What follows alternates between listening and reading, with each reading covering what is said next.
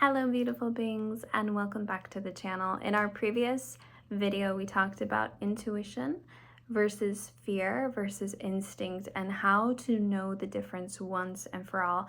Check out that video here because it's a prerequisite for what we're going to get into. This is a progression on that. We're talking about recovering a sense of self-trust after betrayal and negative relationships. Because let's be honest, when we go through those relationships, there were red flags. There was information we were picking up on that we were stuffing down. And every time we stuff down what we know and override it with, oh, but,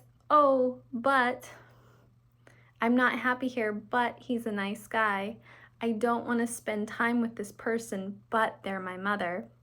Every time we do that, we erode our self-trust because our inner being is signaling us, saying, hey, this is not good, but we're overriding it because of, limiting fear-based things like, oh, I'll never find another person like that, or, oh, I have to bow down to my mother and do whatever she wants and needs, even if it makes me miserable, because otherwise I'm a bad person, or, little stuff like that. So,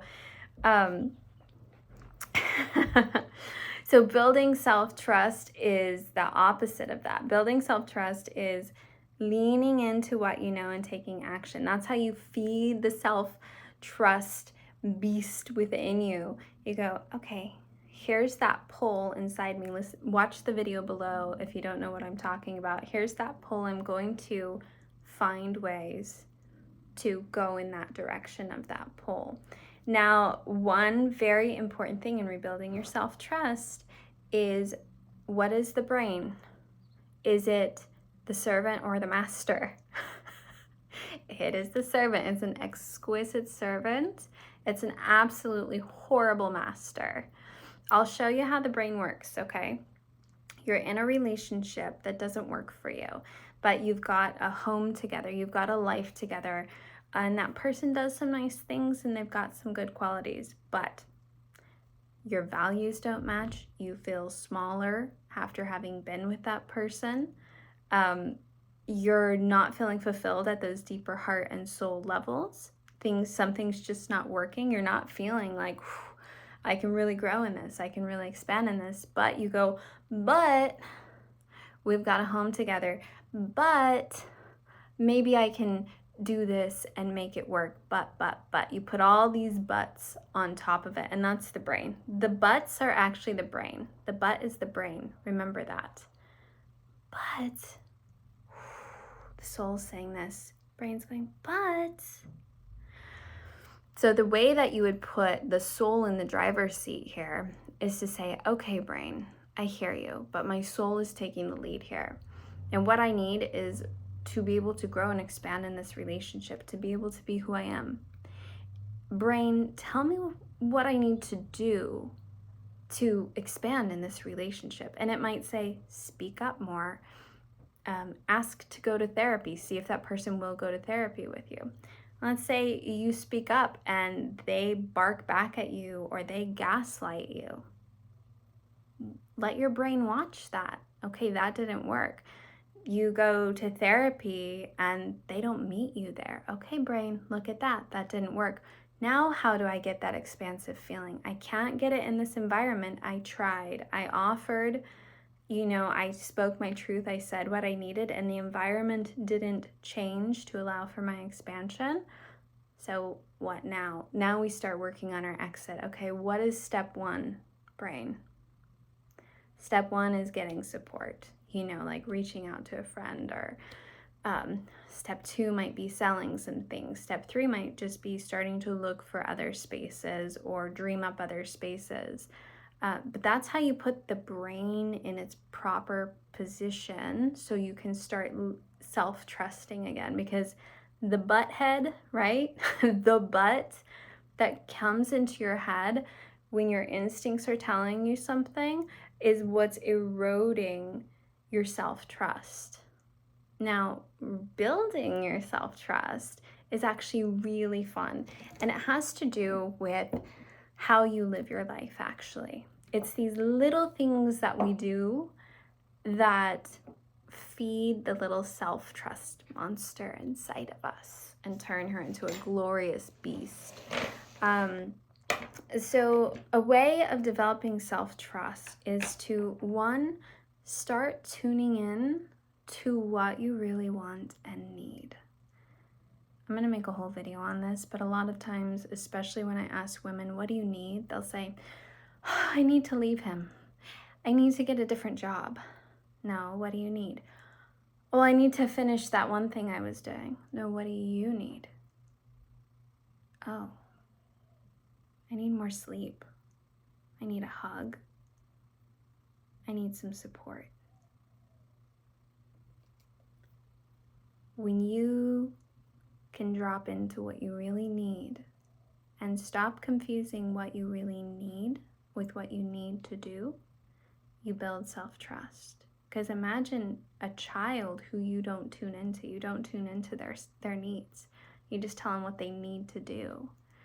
They're not going to feel that safe around you. But you know, when you really tune into a child's needs, they start like, their just little hearts are open and they know that they can come to you with anything. That's the relationship you need to start building with yourself if you want to rebuild eroded self-trust, because that means you're inner listening again. And when you start inner listening, you can rebuild that relationship with you again. Say, okay, what do I need? You can make it a practice. If you want to work with me one-on-one, I have my links below, and I also have my highly sensitive persons course below for tuning in. There's this practices in there too, extensively. But this is one of the most important things you can ever do. And I think especially as a woman, because we're so hyper-tuned to everyone else's needs, and especially as sensitives, we're hyper-tuned to everything. But when you can drop in with yourself. Today, I've been wanting to record this video today, and I had so many things I was bouncing around doing. It's been a great day. And then I was like, I need to record that video. And I was like, I didn't even know what the video was going to be. I never really do. And then I was like, no, what do I need? Oh my gosh, I need to lay with my legs up the wall for a little bit and close my eyes. That's what I really needed. So I did that. I made a little snack, and now I'm making this video because I actually did what I needed, right? I thought I needed to make the video, but what I needed was to lay with my legs up the wall and reset before I dropped into this, to offer you this. I needed to offer myself something before I offered you something. And just imagine the self-trust you build when you're tuning in to your needs instead of what you think you need to do. And most of us have deeper needs than we even know. A lot of times if you sit with yourself in front of a mirror and say, what do I really need right now? Okay, what else do I need? And what else do I need? You'll be surprised. Maybe you need a hug. Maybe you need a cookie. Maybe you need to go outside. Maybe you need to close your eyes. Maybe you need to watch a funny movie.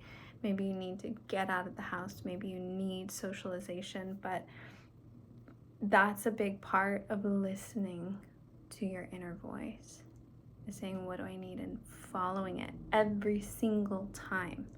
Even if it's minuscule, even if it's, you know what, I need more spice, and you put some cayenne on your food. Truly, truly, these little things feed your self-trust and feed the goddess within. You know, she's the one you're bringing these offerings to.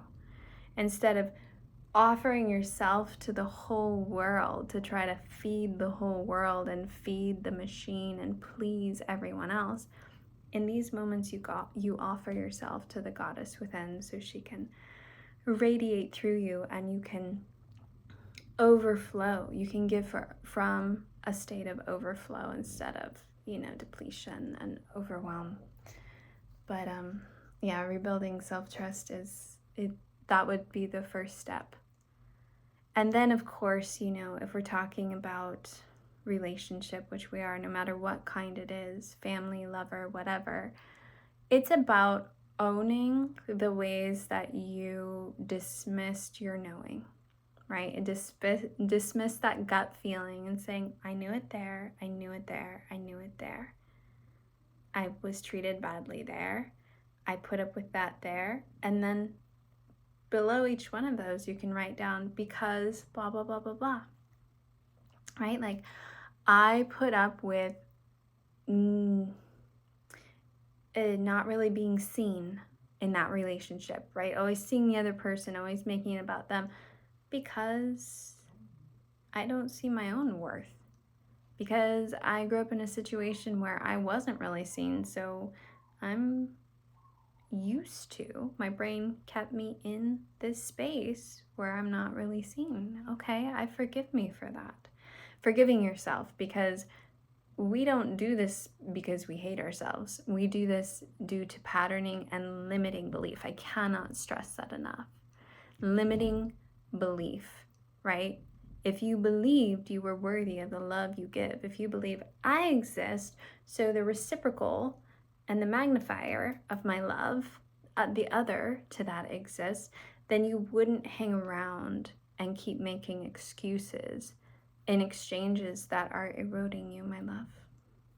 You would not. So learning to expand your beliefs and learning to forgive yourself for the way you betrayed yourself, the ways you didn't listen to yourself, the way you shut down your knowing so quick. There was only a flicker of it, but you know you shut it down. The way you kept yourself in negative situations. That's once your worth raises and you see the situations you stayed in and justified, you go, what the heck was I doing? I just want to go rescue myself. But once you've rebuilt your self-trust, that self-confidence is going to rise again too. So if you guys want to do that deep work, I'm available for sessions. You can also kind of work it out on your own sometimes.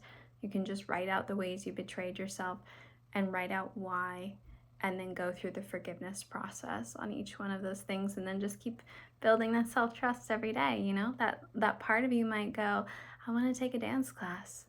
I want to do this. I want to do that. And, you know, a lot of times the part that wants you to trust it doesn't always make logical sense, because the brain's always trying to suss out, is it safe? Will it keep me in the familiar? And it like glorifies those things, and then it freaks out when something is threatening to take it out of the familiar. Like if you take a dance class, you're going to experience touch and connection and fun and laughter. And if you have been ignored, and if you have been avoided, and if you have been serious, the thought of dance is going to feel very uncomfortable to you. That's just an example. You know, a lot of these things we're afraid of, we're like, that doesn't make sense. Why would I go do that? It's our soul guiding us to the healing spaces that we need. But the brain looks at it and goes, that's going to get us out of our miserable comfort, you know? But that's what you have to do to rebuild your self-trust, is to get out of that bog, that sameness. And the process is pretty cool. Be patient with it, but over time, as you listen to your true needs, and your true needs and wants and desires, and you start leaning into those, please watch the video below if you need to know what I'm talking about when I say this. But that's going to rebuild your self-trust like crazy. One step at a time.